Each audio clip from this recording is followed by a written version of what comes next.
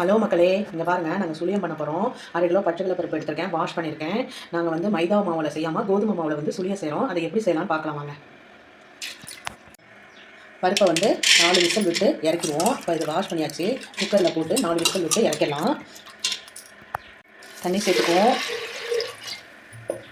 கொஞ்சம் மஞ்சத்தூள் சேர்த்துக்குவோம். உப்பு கொஞ்சம் ஆட் பண்ணிக்குவோம். அவ்வளோதான். இதை வந்து லாக் போட்டு மூடி வச்சுருவோம்.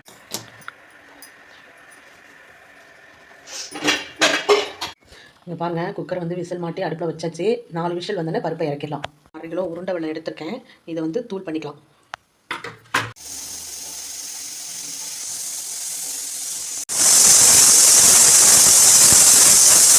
இங்கே பாருங்கள், பருப்பு வந்து குக்கரில் 4 விசில் விட்டு இறக்கி வச்சிட்டேன். அடுத்தது வந்து கடாயை வச்சுருக்கேன். வெள்ளை பாவு காய்ச்சலாம். இங்கே பாருங்கள், வெள்ளத்தை நுணுக்கி வச்சுருக்கேன். வெள்ளம் வந்து அச்சு வெள்ளம், உருண்டை வெள்ளம் எடுத்தேன் இல்லையா, அது பாருங்கள் நுணுக்கி வச்சுருக்கேன். வெள்ளம் போட்டுக்கலாம்.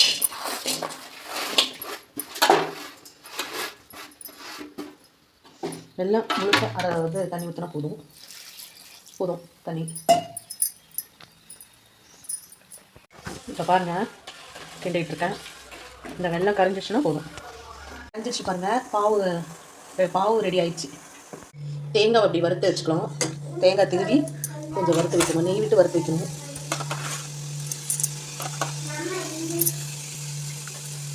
வறுத்து வச்சுக்கணும். நெய் விட்டு வறுத்து வைக்கணும். அப்போ தான் வாசனையாக இருக்கும். பருப்பு இது மாதிரி கடைஞ்சி வச்சுக்கணும். பருப்பை இப்போ இந்த காய்ச்சின பாவில் சேர்த்துக்கலாம்.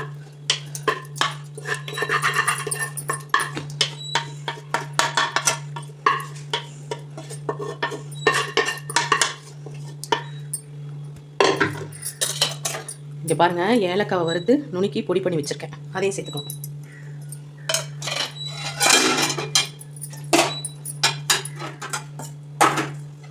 இந்த வறுத்த தேங்காய் துருவலையும் சேர்த்துக்கலாம். இப்போ கிளறி விடணும். ஒரு கெட்டி பாதம் வர வரைக்கும் கிண்டி விட்டுக்கிட்டே இருக்கணும்.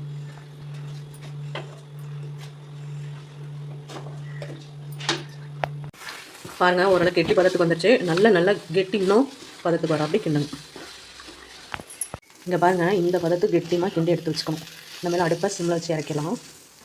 2 பாக்கெட்டு கோதுமை மாவு இருக்குது. இப்போதைக்கு இதை நான் தேவையான அளவு மாவு கலக்கி வச்சுக்க போகிறேன்.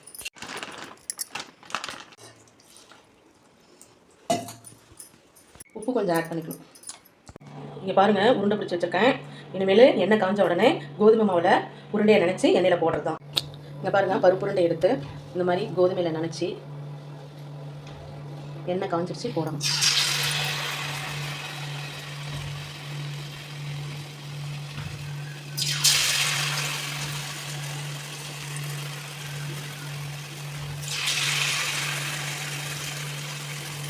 அடுப்பை கொஞ்சம் சிம்மில் வச்சுக்கோங்க, பொக்கை வரும்.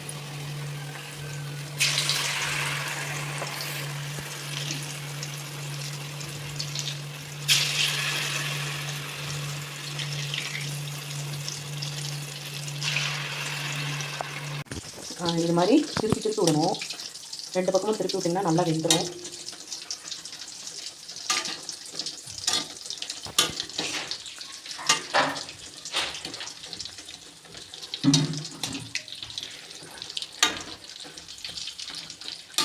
வெந்துச்சு பாருங்கள்.